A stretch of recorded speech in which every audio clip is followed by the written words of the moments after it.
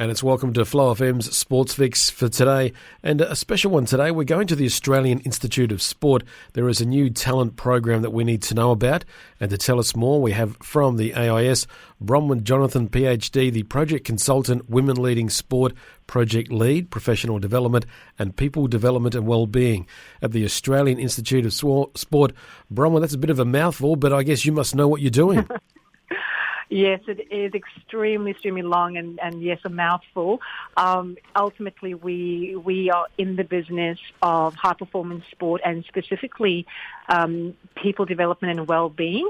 And the work we do, and especially this talent program focusing on women in STEM, it is about attracting talent to the high-performance system and, more importantly, retaining the talent in high-performance sport. And with our STEM-related disciplines, Clayton, and just to highlight that we're talking about science, technology, engineering, maths, but also medicine and specifically sports medicine. We have different roles within high-performance sport, and engineering is probably one of the newer ones. Okay. And the purpose of this program is to have opportunities for women who are in these national discipline roles to come together and as a peer group to support each other and to further develop their leadership skills in preparing them for leadership roles within high-performance sport. And so when I talk leadership roles, I'm referring to where the next step for them, Clayton, would be managing interdisciplinary performance support teams. Wow. So it's in my thinking is, you play your sport and that's kind of it, but it's gone way beyond that. And I know.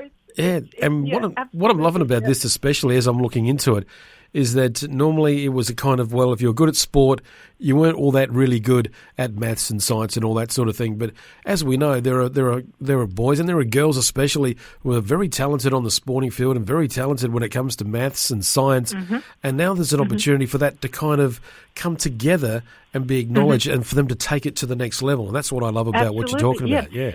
Yeah, and as for the public and our sports crazy fans, you see the amazing achievements of our athletes and coaches. Whether it's in professional codes or summer games or the winter games, right?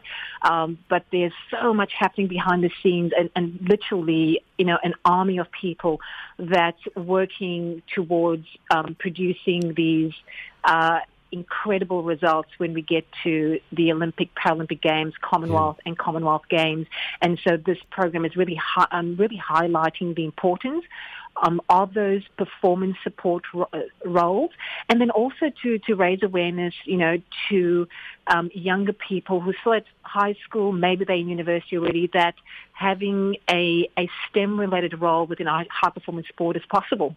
So that's pretty exciting. It certainly is. And you can be a doctor and still be a great hocky player or basketballer or netballer or athletic athlete. Yeah. And then you can then take that further because you're seeing, what it's like to actually be the athlete, to then be on the other side of it from that medical side. So, I can see how the symmetry is all coming together.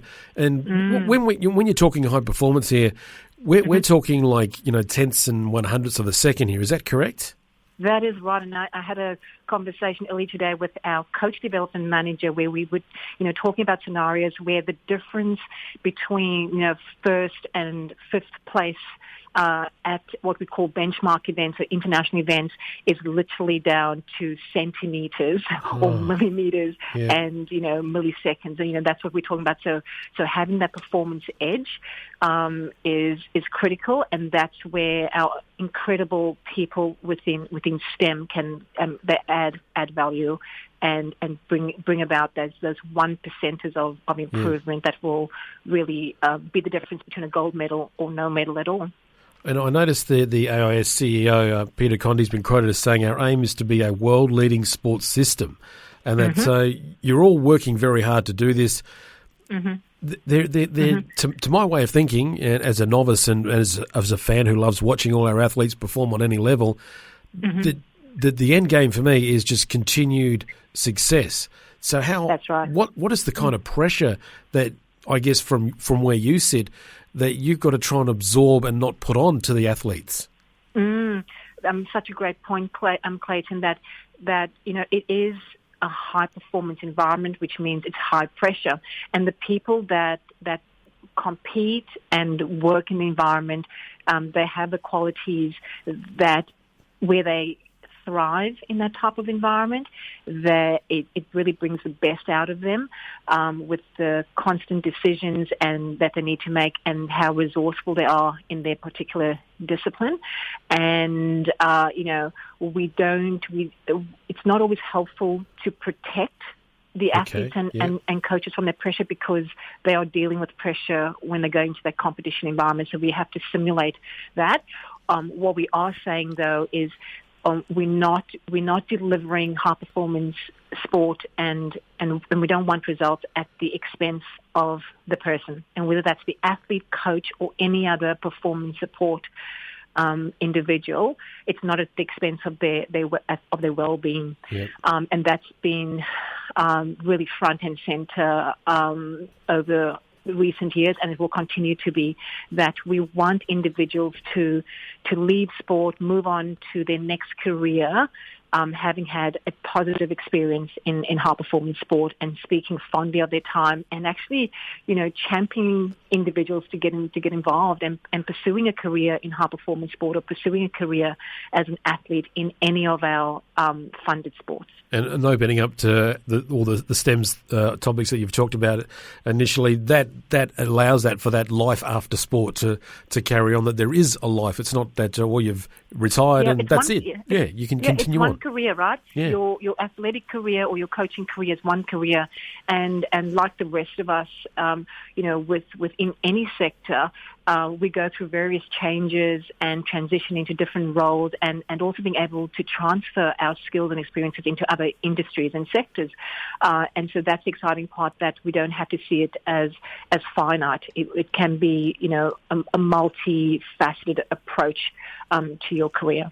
I'm just looking on the AIS website at the moment, and there's 20-odd plus days to Tokyo and 160 days to the Paralympics. It's certainly this year, we're talking, it's 2021 and we shouldn't be talking about the Olympics. We should be talking about the Commonwealth Games. Isn't it just crazy? Yeah. We should be talking about Winter Games and Commonwealth Games next year, and we are still absolutely, absorbed into the preparation of the Tokyo Games for both our Olympic and Paralympic athletes and staff. And so there's a lot of work happening in preparing the athletes also from a physical health point of view and also mental health, because of what's needed to go into the games, compete, and then depart the games. And so our sports medicine team, our mental health team, and then all the other range of services, we are completely absorbed into ensuring that our athletes and support staff, coaches, can get into the games, compete, to the highest potential, and then safely come back to their loved ones. How was the thinking from your perspective, and all the other, the coaches and the managers? Because they're going to be going and not have any crowds, so they're not going to be able to be cheered on by and hear the Aussie, Aussie, Aussie. So oi, oi, oi. How are you sort of focusing on these athletes being able to still perform at that high level, that millimetre and that tenth of a second level, without the feedback from the crowd? And they're going to be pro-Japan, so how's that going? Yeah, and in chatting to so many high-performance athletes, the energy of the spectators, is really what drives their energy to perform. Because when they're out there, it is about performing and a performance, and so that's a huge difference, of course. Not only for the Tokyo Games, but also for the other competitions happening in the lead up to the games. So what the coaches and athletes, how they're spending their time preparing is with the performance psychology teams, and simulating those environments and doing the mental preparation for the environment. So they're going to have to look at ways of getting that energy that would usually come from a packed stadium, right? Or at a packed stadium, looking at other sources of getting that energy. So this is going to be, probably, I'm hoping, a once in a lifetime occurrence, and it's a really, I think this is also the challenge for our performance team and our performance support staff in STEM as to, okay, we're now presented with this challenge, right? Yeah. Let's use it as an opportunity to really trial other sources of doing, and particularly in this instance, performance psychology. Yes, I can see them working over, their brains ticking around, and I just find it extremely fascinating. Well, Bronwyn, I know right across our Flow region we've got some very young, talented athletes, and some of them are very young and talented at their schoolwork as well. So if they're thinking, I want to have a career beyond my athletic career, how do they find out more about what you're doing at the AIS? So all information will be up on our website. So at the Australian Institute of Sport, and for interested individuals to have a browse around, have a look at the range of programs that not only covers this talent program in STEM, but we have a range of other programs that focuses on career development, mental health, and then also the traditional areas of high performance sport like of physical development and coaching. So all information on our website, and look forward to seeing the talent evolve over the coming years. I do as well. I certainly do as well. Look forward to seeing them on the TV, cheering them very loudly, as we all do.